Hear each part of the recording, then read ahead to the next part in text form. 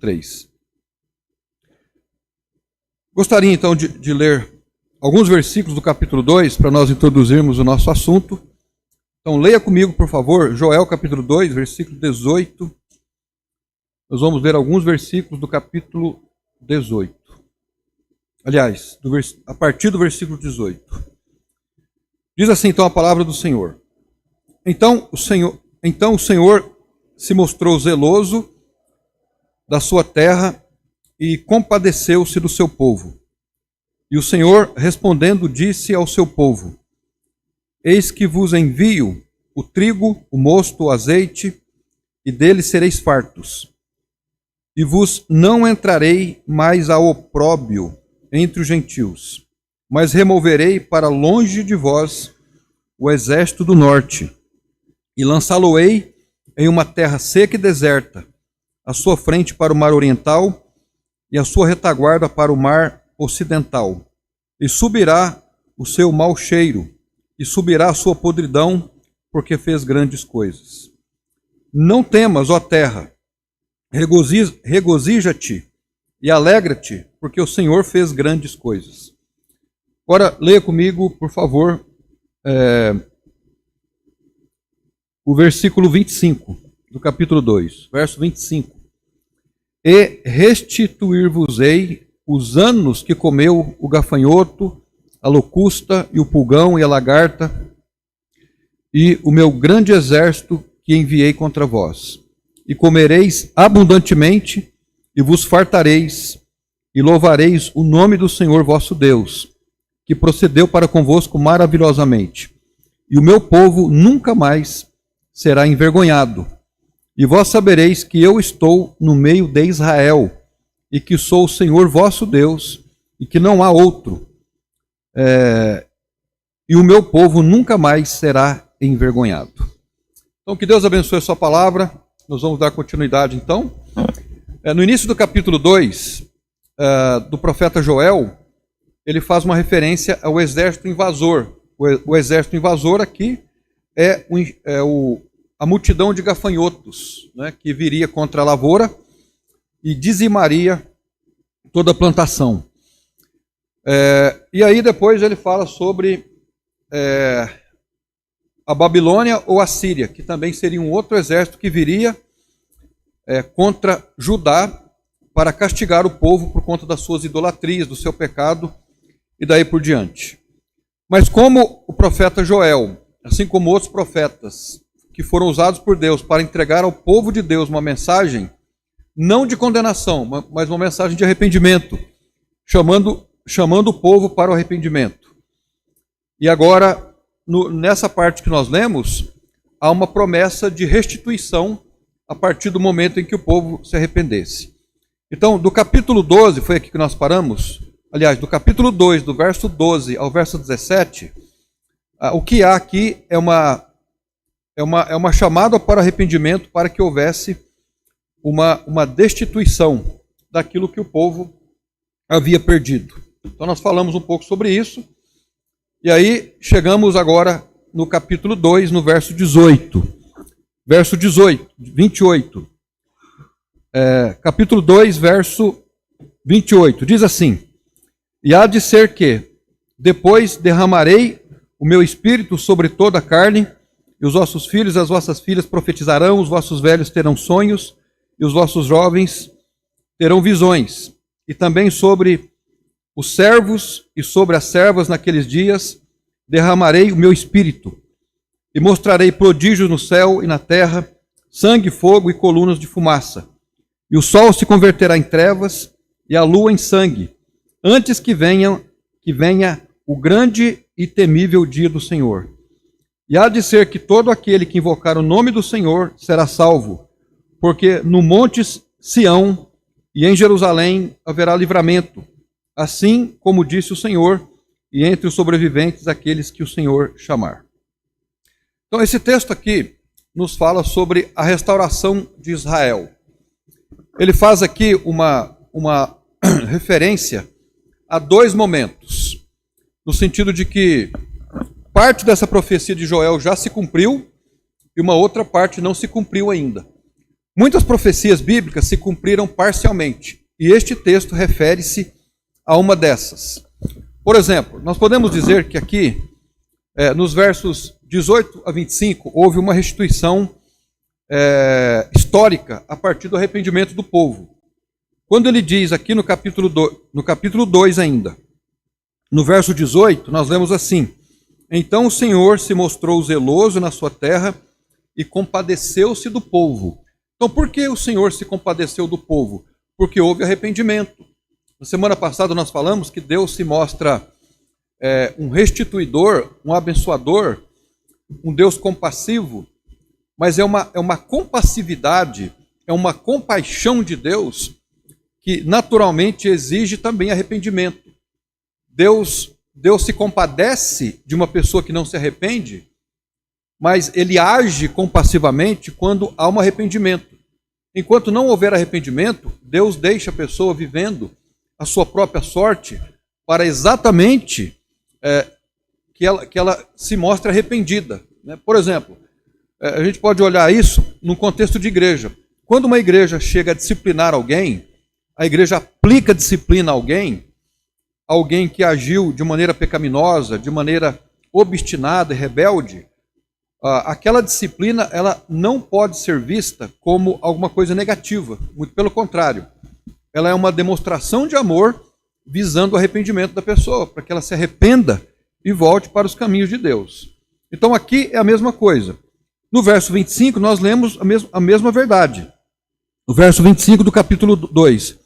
E restituir-vos-ei os anos que comeu gafanhoto e a locusta e daí por diante. Então, a promessa de Deus aqui, então, nesse contexto de Joel é essa. Vocês praticaram a idolatria, viraram as costas para mim, mas se houver arrependimento, como houve arrependimento, então haverá uma restituição histórica, ou seja, uma restituição de fato. O povo arrependido, ele começa a provar das bênçãos de Deus. Então, houve uma restauração no sentido histórico. Em segundo lugar, é a promessa de uma restituição no sentido espiritual. Por exemplo, veja o verso 27. E sabereis que eu estou no meio de Israel. Então, olha, se vocês se arrependerem, se vocês se retratarem, voltarem pelos caminhos de Deus, vós sabereis que eu estou no meio de Israel e que sou o vosso Deus, e não há outro, e o meu povo nunca mais será envergonhado. Então aqui nós estamos falando de uma questão moral e espiritual. Quando nós também nos voltamos para Deus, o Senhor não restitui a nós, não nos abençoa nesse sentido, somente no sentido histórico, no sentido material, mas também, em segundo lugar, no aspecto moral e espiritual. Porém, esse texto também ele tem uma conotação profética escatológica. Então veja como uma profecia só, à luz da interpretação dispensacionalista, é por isso que eu, basicamente, eu sou fascinado pela interpretação literal das Escrituras, com a compreensão dispensacionalista das Escrituras. Principalmente o que nós chamamos hoje de dispensacionalismo progressivo, que é um dispensacionalismo que não anula o mais antigo, vamos dizer assim, ele reformula, ele dá um tom muito mais preciso do cumprimento, de compreensão das Escrituras Sagradas. Então, nós lemos aqui, por exemplo, no capítulo 2, leia comigo o capítulo 2, no verso 1. Tocai a trombeta de Sião e clamai em alta voz no meu santo monte. Tremam todos os moradores da terra, porque o dia do Senhor vem e já está perto. Então preste atenção nessa expressão, o dia do Senhor. Qual o significado da expressão o dia do Senhor para o profeta Joel? Então, o sentido dessa expressão o dia do Senhor, ele tem um sentido amplo. Ele pode se referir, por exemplo, ao ataque dos gafanhotos na lavoura do judeu. Ele pode se referir às incursões de Nabucodonosor vindo da Babilônia, invadindo o povo judaíta e levando os cativos lá para a Babilônia. Mas, ao mesmo tempo, a expressão o dia do Senhor, ela tem também uma conotação escatológica. referindo-se ao dia que o Senhor virá para trazer juízo não somente contra Judá, mas contra as nações. E por que nós sabemos disso? Porque existem outros profetas no Velho Testamento que usam essa expressão, o dia do Senhor, para referir-se a essa grande tribulação que virá, a uma grande tribulação, uma grande agitação mundial que não houve sobre a face da terra ainda. Quando nós lemos as Escrituras Sagradas e prestamos atenção nos detalhes, como eles acontecerão, nós percebemos, numa simples leitura, que essas coisas que os profetas do Velho Testamento se referem a um tempo que aconteceria, que haveria de vir, ele não veio ainda. E no Apocalipse nós entendemos isso com muito maior clareza. Abra comigo a sua Bíblia, eu vou pedir que, por favor, Miguel coloque lá. Veja comigo como é que um outro profeta, que é também um profeta escatológico, faz a mesma descrição. Zacarias capítulo 14. Zacarias 14. Prestem bem atenção no que nós estamos tentando fazer e falar. Zacarias 14.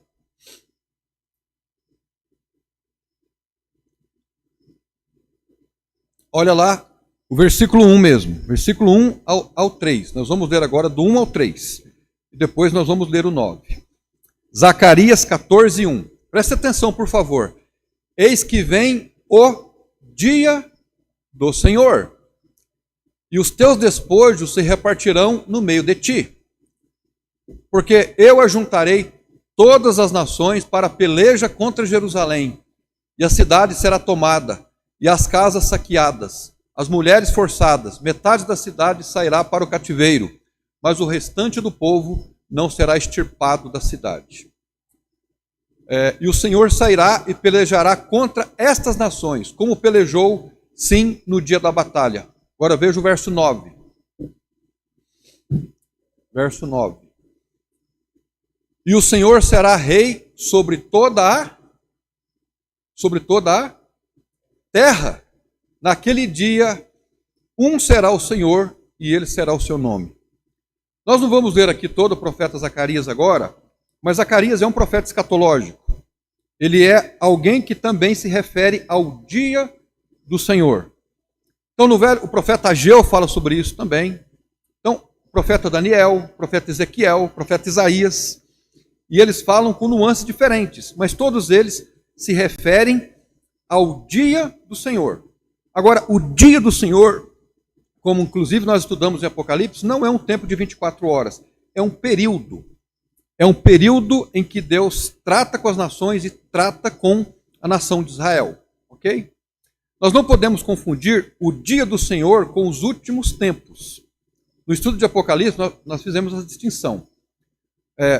Últimos dias, na verdade. A expressão últimos dias é uma expressão usada no Novo Testamento, especificamente pelo apóstolo Paulo. Os últimos dias referem-se ao período em que Cristo veio até o arrebatamento da igreja. Isso diz respeito aos últimos tempos, ou últimos dias. Agora, quando nós lemos a expressão dia do Senhor, refere-se aos 7 anos de tribulação. Mas aí você pode perguntar, mas como é que o senhor sabe disso? Eu sei disso porque essa é a interpretação bíblica. Né? Para eu vir aos irmãos e fazer essa afirmação, é porque eu comparei textos, eu li textos, eu li comentários sobre o assunto, e eu li comentários de pessoas que debruçaram sobre a Bíblia, que investiram anos, que investiram horas estudando, e chegaram a essa conclusão. Por isso nós fazemos essa afirmação. É isso que nós chamamos de teologia. A teologia é o estudo das Escrituras Sagradas, com o propósito de chegar a conclusões. Então, há teologias, há estudos bíblicos de pessoas que são peritas em línguas originais, que são peritas na história, que conhecem a história de Israel. Inclusive, existem judeus messiânicos que receberam Jesus como Salvador e que chegaram às mesmas conclusões.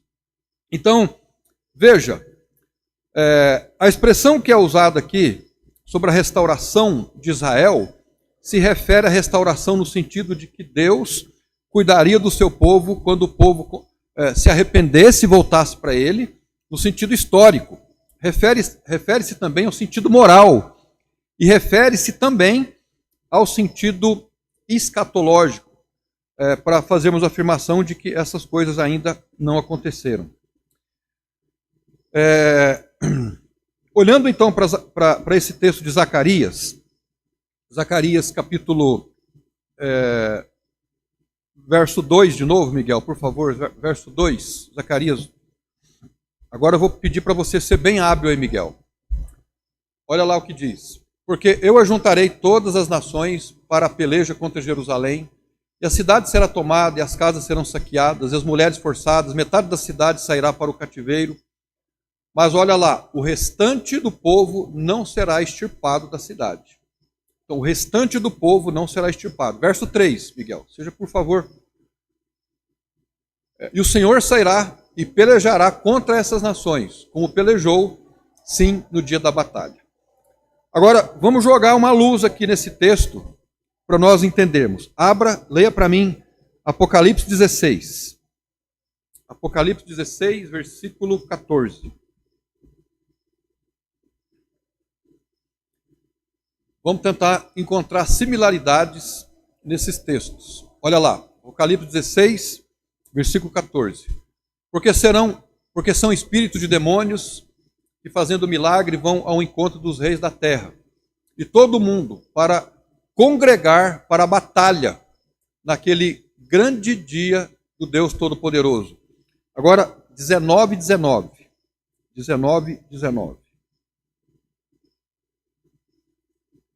E vi a besta e os reis da terra e os seus exércitos reunidos para fazerem guerra àquele que estava sentado sobre o cavalo e o seu exército.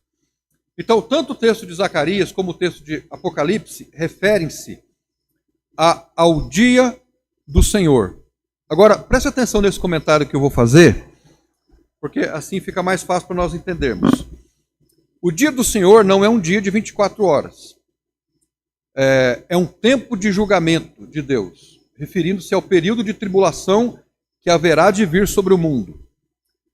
Mas o dia do Senhor, ele é um dia que ganha progressão, ele vai progredindo,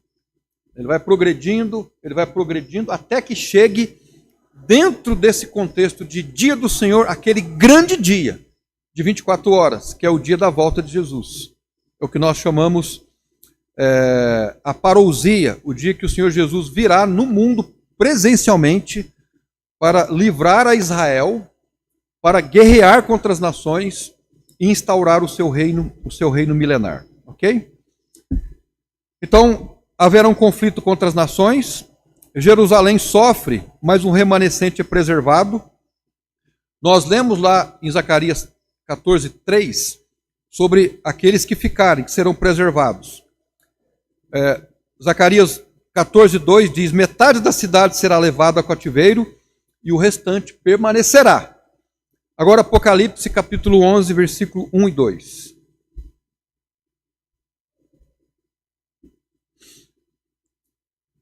E foi-me dada uma cana semelhante a uma vara. E chegou o anjo e disse: levanta-te, mede o templo de Deus e o altar, e os que nele adoram. Vamos parar aqui, só um minutinho. Aqui então, no capítulo 11 de Apocalipse, nós estamos no meio da tribulação. Nessa descrição de Apocalipse, quando isso acontecer, nós, a igreja, não estaremos mais ali. Então, olha o que ele está dizendo. E foi-me dado uma cana semelhante a uma vara. Ele está se referindo aqui a um símbolo. E chegou o anjo e disse: levanta-te, mede o templo de Deus. Então, essa expressão templo de Deus refere-se ao povo de Deus. O templo em Jerusalém, ele não estava ligado a outras nações. Eles não estavam ligados a outras nações, mas ao povo judeu. Mede o templo e o altar, e os que nele adoram. Os que nele adoram são os sacerdotes, são os judeus. Agora sim, o versículo 2. Deixa o átrio que está fora do templo, e não meças, porque foi dado às nações, e pisarão a cidade santa por 42 meses. Agora, preste atenção nessa expressão. Deixa o átrio. O templo era dividido predominantemente em 3 partes. Alguém sabe quais eram as principais divisões do templo?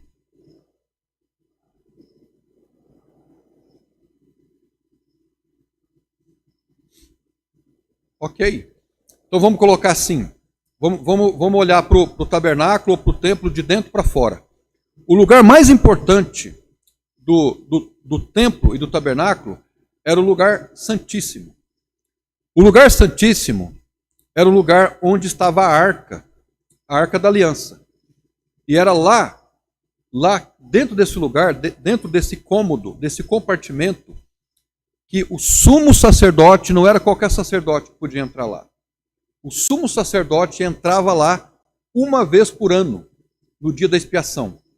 Ele levava o sangue do animal, ele aspergia o sangue sobre o propiciatório, e Deus então recebia, o fogo de Deus, isso é chamado de Shekinah ou Shekinah, recebia aquela oferta, e simbolicamente o pecado de toda a nação de Israel era perdoado. E isso acontecia uma vez por ano. Isso está em Levítico 16. Era o dia de... Até hoje o judeu comemora esse dia. O dia do perdão. O dia de Yom Kippur. Ok? Agora, fora desse lugar santíssimo, existia o lugar santo. O lugar santo, somente os sacerdotes podiam oficiar. Então veja, lá dentro do lugar santíssimo, só o sumo sacerdote. Uma vez por ano. Ele tinha que se purificar, ele tinha que se lavar. Antes de entrar lá, ele enfiava o braço lá com um incensário, ele fumegava o lugar, né, para que depois ele entrasse naquele lugar, porque ali estava a presença de Deus. Depois, o lugar santo. O lugar santo, só os sacerdotes podiam circular por ali, para levar o pão da proposição, os pães que eram colocados ali, para colocar o azeite no candelabro, que também estava ali. E fora daquele lugar existia o átrio. E no átrio, os gentios podiam entrar. Quem não era judeu podia circular por ali, sem problema. O gentio não podia entrar no lugar santo, onde só o sacerdote poderia, e nem lá no lugar santíssimo. Agora, veja o que o texto diz. Deixa o átrio que está fora do templo. Ou seja, o átrio é o lugar que os gentios circulam, e não Messas, porque foi dado às nações, e pisarão a cidade por 42 meses. Então, o que ele está dizendo aqui? Ele está dizendo que os gentios, que não são judeus, eles pisarão a cidade. Que cidade? A cidade de Jerusalém, por 42 meses. 42 meses soma quantos anos? Como? 3 anos e meio. 3 anos e meio, metade da grande tribulação. Então, os gentios, no período da grande tribulação, se voltarão contra Judá, contra Israel, ok? Deixa eu ver uma coisa aqui. Agora, dentro dessa profecia ainda, vamos voltar lá em Joel. Nós estamos fazendo aqui entendimento nos 2 textos.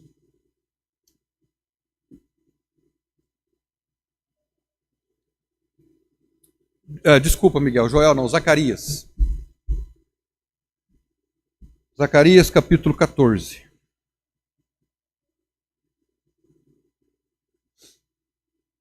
Versículo 2 e o 3. Olha lá, porque eu ajuntarei todas as nações para a peleja contra Jerusalém. Isso que nós lemos lá em Apocalipse. A cidade será tomada, as casas serão saqueadas, as mulheres forçadas, a metade da cidade sairá para o cativeiro, mas o restante do povo, quem é o restante do povo? São os judeus. Não será extirpado da cidade. O que ele está se referindo aqui é sobre a preservação dos judeus no período da grande tribulação. O povo será preservado. Deixa eu fazer uma leitura aqui.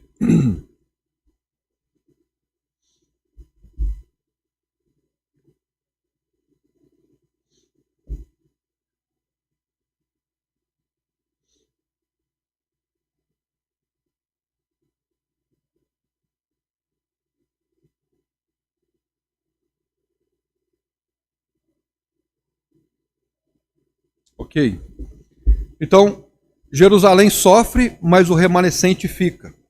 Significa dizer que o Senhor preservará o seu povo nesse período da grande tribulação. Então haverá intervenção direta de Deus, e o estabelecimento do reino universal do Senhor naqueles dias. Então, trocando em miúdos, o que nós queremos dizer é que o dia do Senhor refere-se à vinda do Senhor e à inauguração do seu templo, do seu reino, nesses dias da grande tribulação. Então, o profeta Joel, o profeta Zacarias e o livro de Apocalipse, eles se encaixam para referir-se aos mesmos eventos, ou o mesmo evento que é o dia do Senhor. Kleber.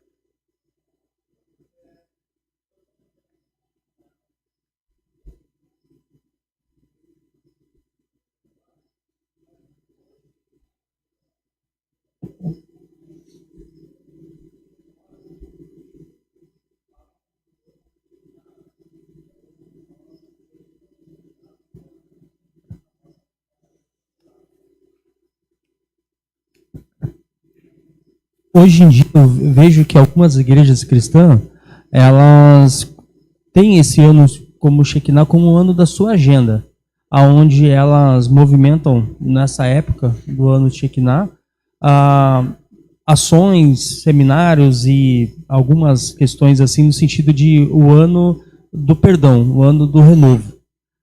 Isso é válido? Olha, é uma pergunta interessante essa, né? Como que eu vou responder isso? Existe um movimento hoje que tenta resgatar o judaísmo. Por exemplo, não faz tempo eu citei aqui para os irmãos. No Nordeste, ele é um movimento tímido ainda, mas que ele vem crescendo rapidamente, né? Existe um movimento, porque nós sabemos, quando a gente lê a história, nós percebemos que alguns séculos atrás houve uma grande concentração de judeus no Nordeste brasileiro, né? Que eram chamados os judeus novos, judeus que sofreram perseguição tanto em Portugal como na Espanha. Eles foram obrigados, os judeus, a se converterem ao catolicismo, foi uma obrigação, né? Então, houve uma diáspora, uma aspersão, uma dispersão. E eles foram para vários lugares. Foram perseguidos em Portugal, foram para a Espanha, foram perseguidos na Espanha, aí eles saíram. E uma parte deles vieram para o Brasil.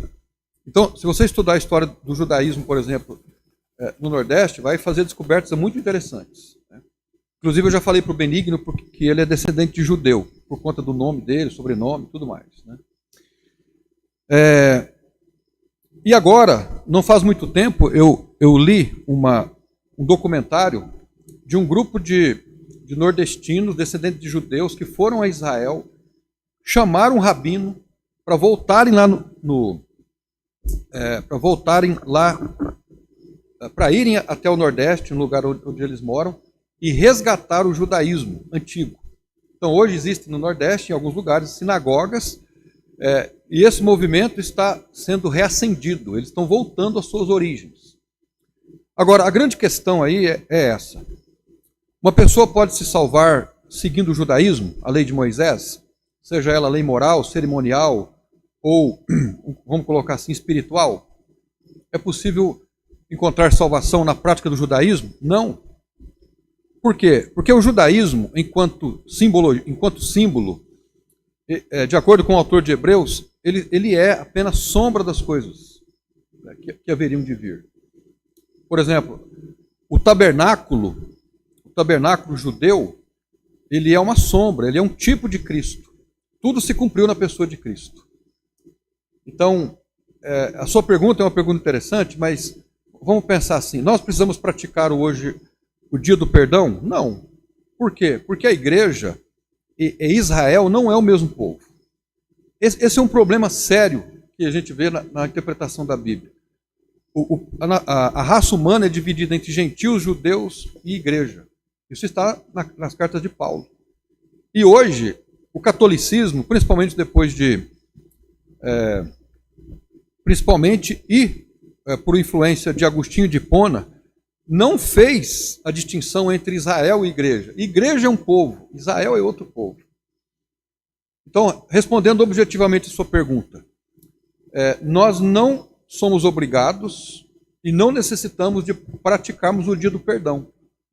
Não há essa necessidade. Da mesma forma que eu creio que a igreja não está obrigada a celebrar a Páscoa, né? A Páscoa judaica. Seria errado nós, como igreja local hoje, por algum motivo específico, celebrarmos a Páscoa? Errado não, pecado não.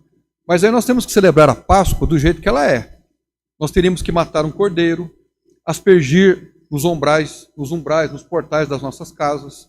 Teríamos que comer uma erva amarga, colocar sandália nos pés, um cajado na mão, né? Deveríamos trazer os tipos, né? Como a festa judaica era celebrada. Agora, celebrar a Páscoa hoje com ovos, com coelho, o coelho, inclusive, que era um animal abominável, né?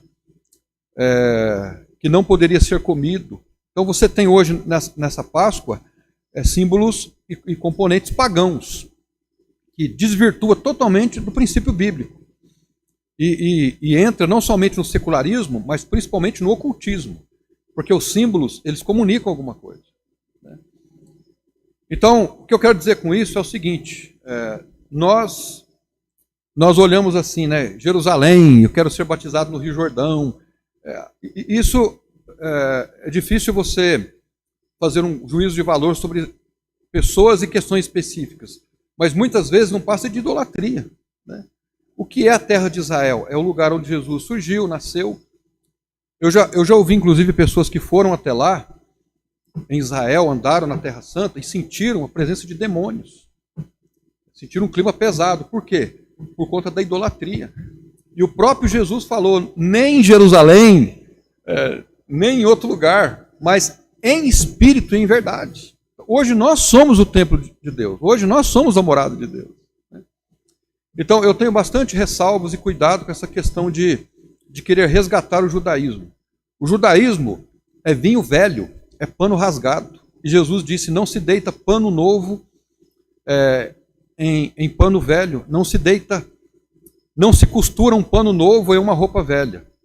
Né? Não se coloca vinho novo em odres velhos. O evangelho é vinho novo.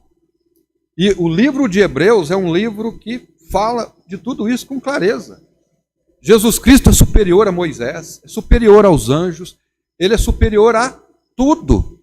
Mas o ser humano quer voltar a essas tradições, né? Por exemplo, quais foram os primeiros instigadores contra o evangelho no início da igreja? Os perseguidores. Você sabe dizer? Os judeus. Lembra da história de Policarpo? Quem foi Policarpo? Esse personagem está na Bíblia? Não, não está na Bíblia. Está na história. Mas quem foi Policarpo? Ele foi discípulo de João. Ele foi pastor da igreja de Éfeso. Como é que Policarpo morreu? Ele morreu queimado. Penduraram ele no lugar, botaram o fogo embaixo.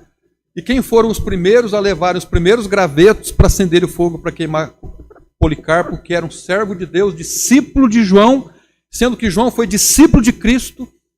E a mensagem de Policarpo era uma mensagem do Evangelho. Os judeus foram os primeiros instigadores contra os discípulos. Então foram só os romanos que perseguiram a igreja? Não. Foram os judeus, porque eles não aceitavam o fato de que Jesus era o Messias. Agora, eu não estou falando que todos os judeus, né? Porque quando a gente lê o livro de Atos, a gente percebe que muitas pessoas se converteram, mas nem todos se converteram. E se tornaram perseguidores da igreja. Então, respondendo a sua pergunta mais uma vez, né, eu tenho muita ressalva com isso. Né? A igreja hoje ela não segue a tradição israelita. Né? Eu não vejo o judeu como alguém diferente de qualquer outro povo. Aliás, né, eu não sou antissemita. Eu acho que nós temos que amar o povo de Israel. Israel é um povo diferente, não há dúvida, porque foi essa dinastia onde Jesus surgiu. Né? Mas o judeu não deve ser um povo idolatrado.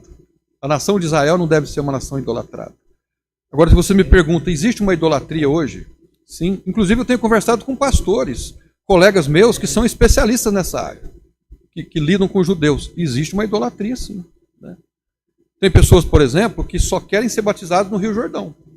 Né? E o batismo, quando eu quero ser batizado no Rio Jordão, o que isso indica para mim? Eu não sei, é difícil dizer sobre as motivações do coração de cada um. Mas existe um misticismo. As águas do Rio Jordão são diferentes das águas do Rio Cambezinho. Não são. É a mesma coisa. Então, passa a ser uma idolatria. Não sei se eu respondi aí só. Ok, irmãos, vamos seguir adiante. Agora, voltando para Joel, sobre o dia do Senhor, lá do profeta Joel.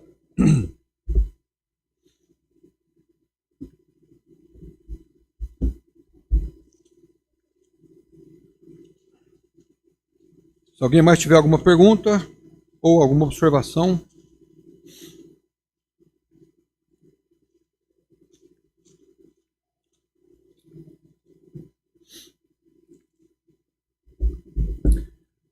Agora, Joel capítulo 2, no verso 28, nos fala sobre o derramamento do Espírito, né?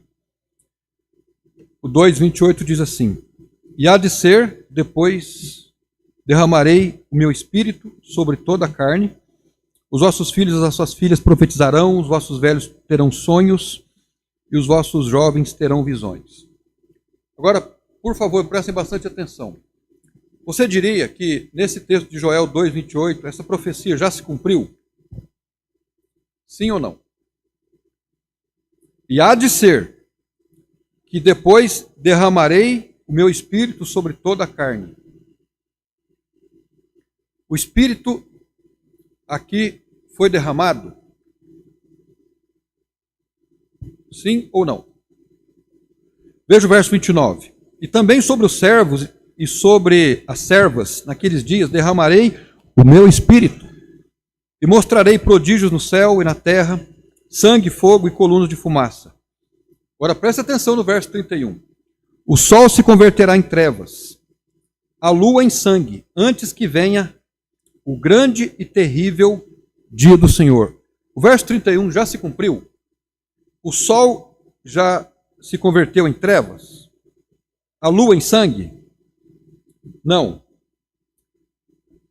Agora, vamos olhar para Atos capítulo 2. Atos capítulo 2.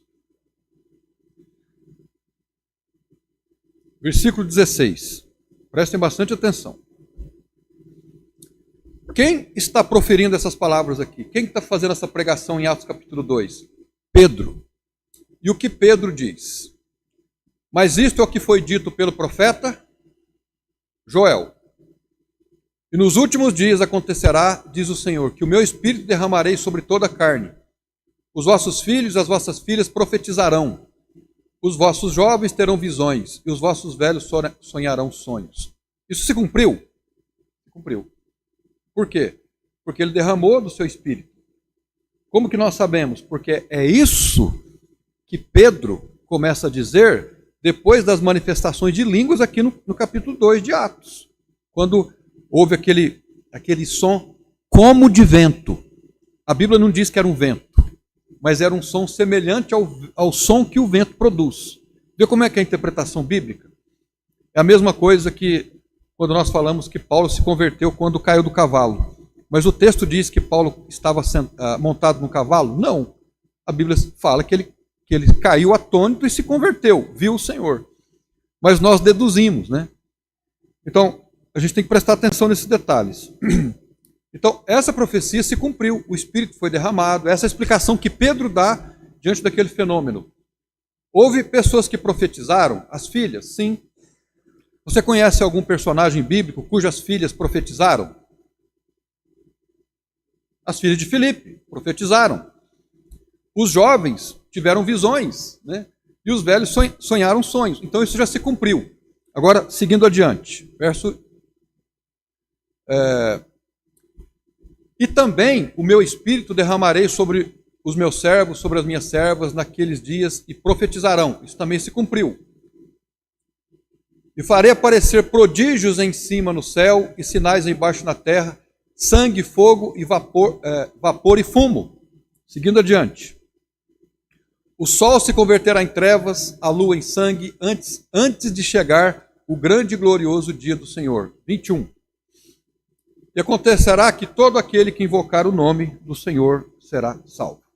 Então veja, aqui no Novo Testamento, Pedro faz uma referência ao profeta Joel, o profeta de quem nós estamos estudando, para referir-se ao dia do Senhor. Para referir-se ao dia do Senhor. Agora, qual é a conclusão que nós tiramos daqui? Que a profecia de Joel, capítulo 2, ela não se cumpriu de maneira integral, ela se cumpriu de maneira parcial. Houve o derramamento do Espírito, houve os servos e as servas profetizaram, como nós já falamos, mas o sol não se converteu em trevas, não houve manifestações cósmicas ainda, mas essas manifestações ocorrerão no período da grande tribulação e no período que antecede a volta do Senhor Jesus Cristo. Ok?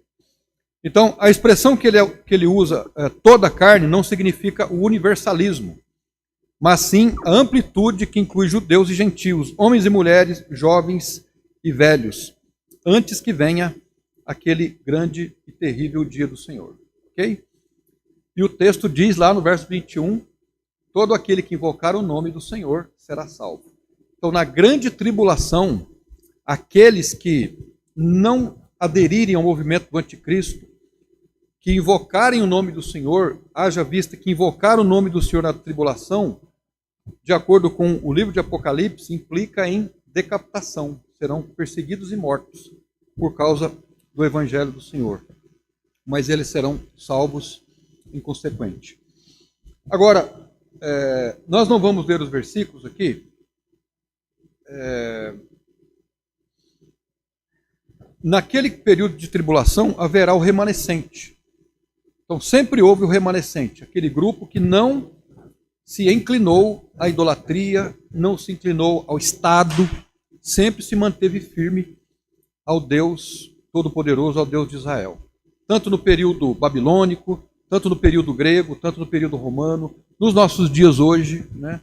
E também no dia da grande tribulação que haverá de vir ainda.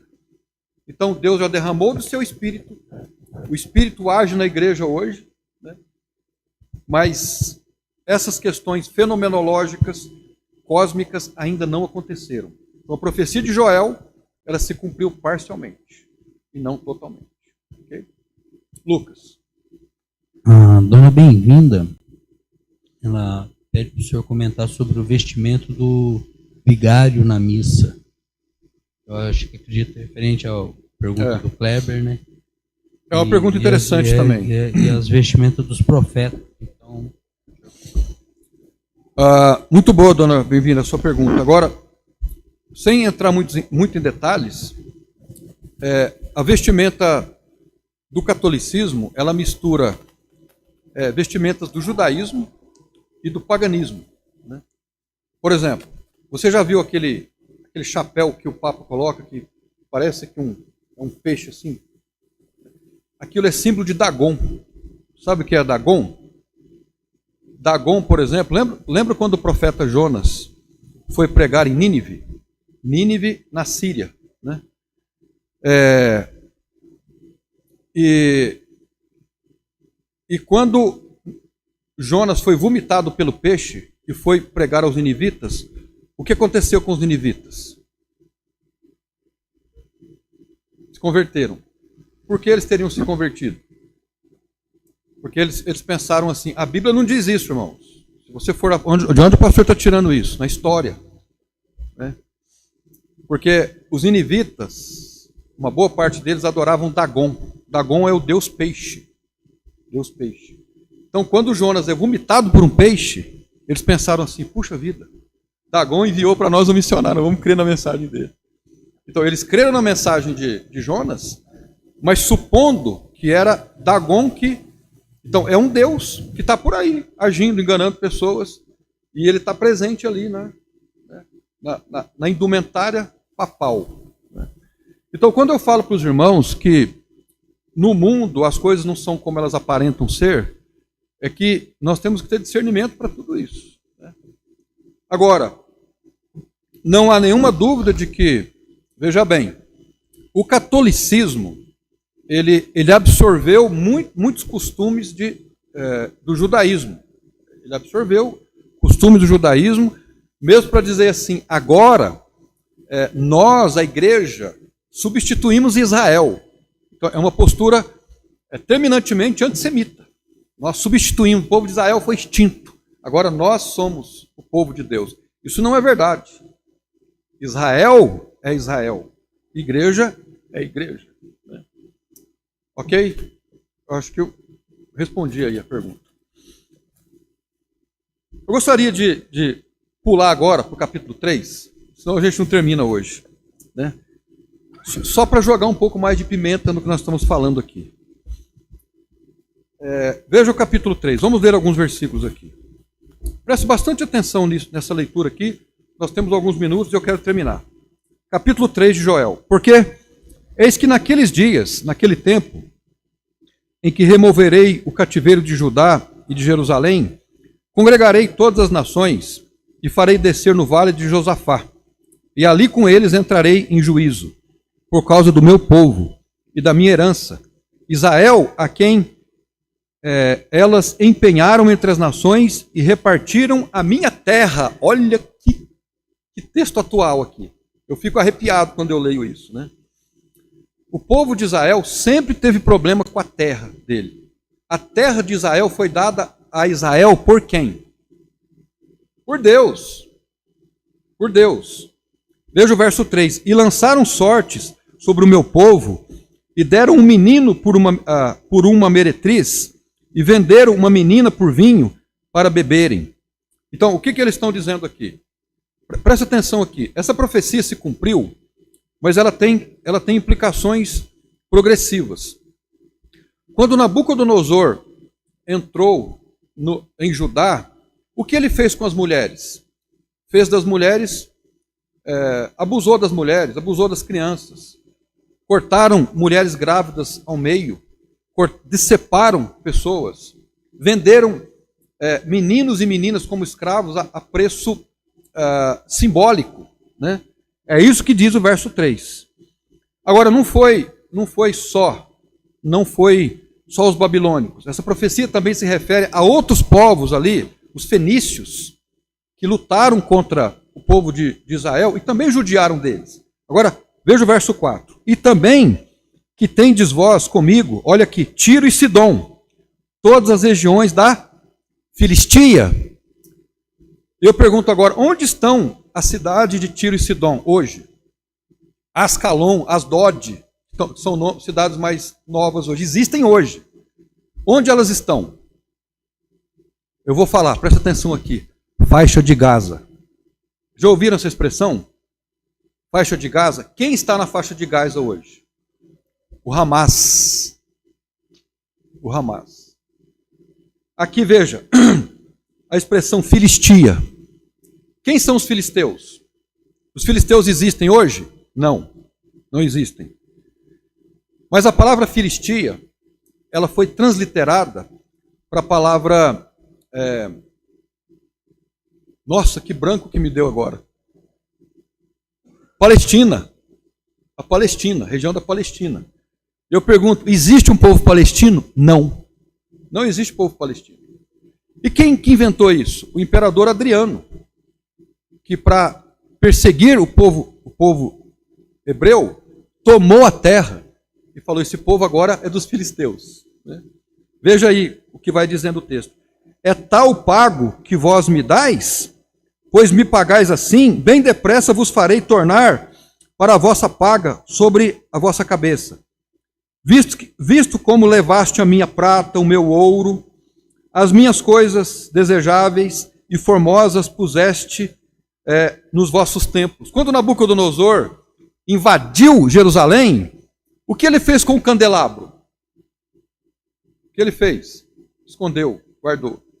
O que ele fez com a arca da aliança? O que ele fez com os utensílios do templo? Levou. Agora, continua vendo. E vendestes os filhos de Judá e os filhos de Jerusalém aos filhos dos gregos. Eles venderam os filhos de Israel, fizeram deles mercadoria para os gregos, para apartar para longe dos meus termos. Eis que eu suscitarei do lugar para onde os vendestes, e farei tornar a vossa paga sobre a vossa própria cabeça.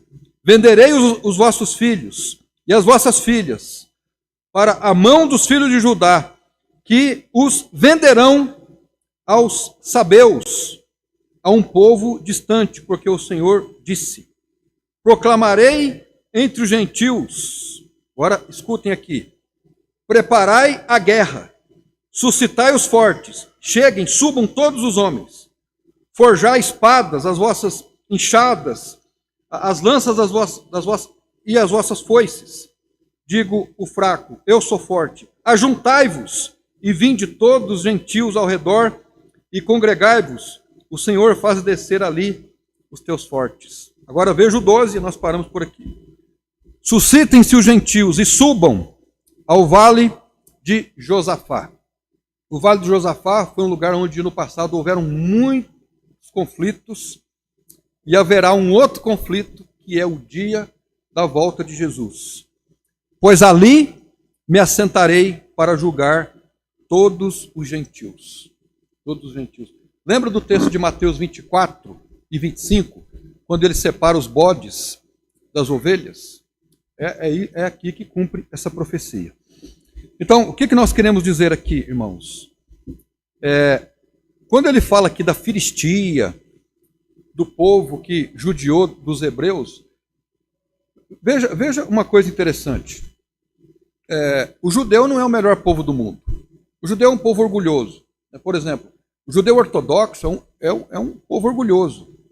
Eu já conversei com, nunca fui em Israel, mas já conversei com pessoas que conheceram rabinos, que conversaram com eles, né?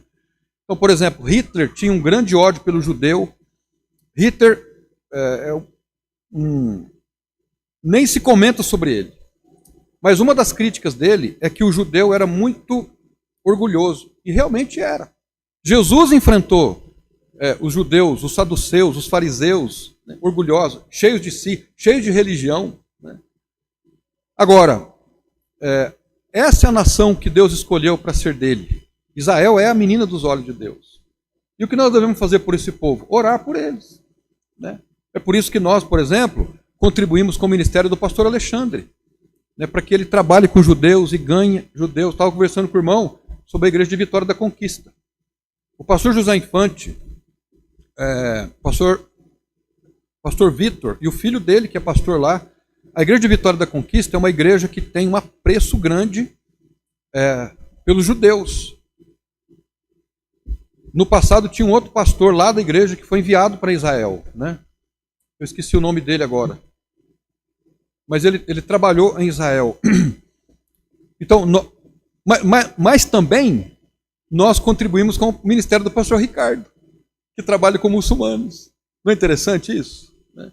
Então, da mesma forma que nós devemos amar o povo de Israel, nós devemos amar os árabes, os palestinos. Né? Porque, fazendo um comentário, fechando aquele assunto sobre o Hamas é um grupo terrorista. E o Hamas subjuga os palestinos. O dia que o pastor Alexandre voltar aqui, pergunta para ele: os judeus e os palestinos, quem mora na frente de Gaza, tem amizade, tem comunhão. Né? Dá a impressão de que é tudo inimigo ali. Não é. Tem judeus que moram lá. E vice-versa. Né? Então, na verdade, esse conflito, muitas vezes, ele é mais midiático do que de fato. Mas o fato é que o Senhor Jesus Cristo voltará e dará a paga em tudo isso aí, e todos aqueles que se levantaram contra ele. Eu vou parar por aqui, senão nós vamos extrapolar no tempo. Estevão.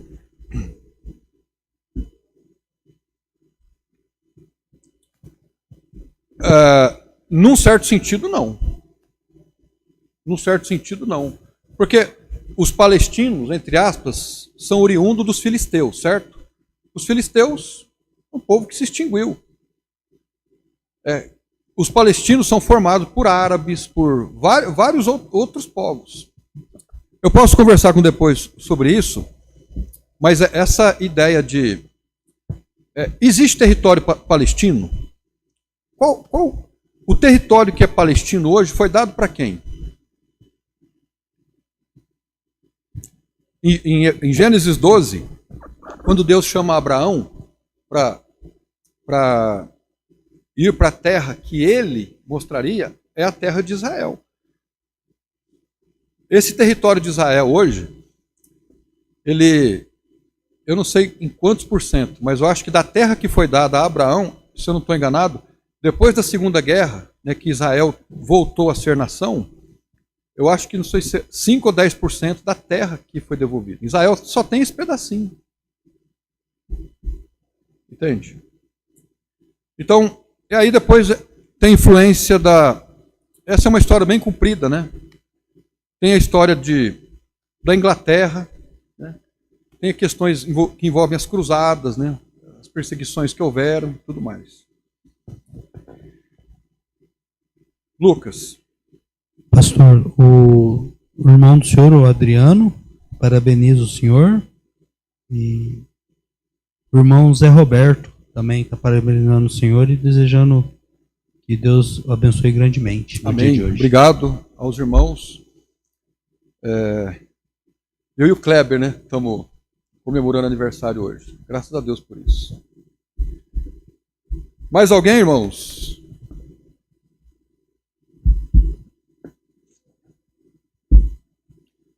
Então nós vamos orar e agradecer.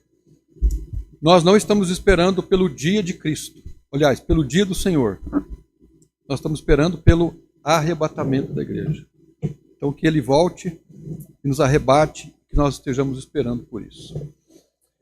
Vamos então orar, agradecer a Deus, vamos tomar um café, enquanto as irmãs e as crianças voltam aqui para o nosso ambiente. Senhor nosso Deus e nosso Pai, agradecemos ao Senhor pela Tua palavra, agradecemos pela oportunidade de olhar nas Escrituras e encontrarmos ali um caminho, encontrarmos nas Escrituras Sagradas uma esperança. Quando olhamos ao nosso entorno, nos deparamos com um mundo caído, caótico, que progride para o mal, para o caos, um caos que parece-nos que não tem precedente. Mas, ao mesmo tempo, esses tempos difíceis, eles nos apontam para o sol da justiça, para o retorno de Cristo. Então nós te louvamos, te bendizemos pela oportunidade que temos de sermos povo teu. Não porque nós somos superiores, melhores, mas porque conhecemos o Senhor Jesus. Muito obrigado por este privilégio, pela bênção que temos de ler a Bíblia e entendermos o plano perfeito do Senhor na história. Nós te louvamos, te bendizemos e oramos agora no nome de Jesus. Amém. Irmãos, muito obrigado. Vamos ter o nosso tempo aqui e em seguida o nosso almoço.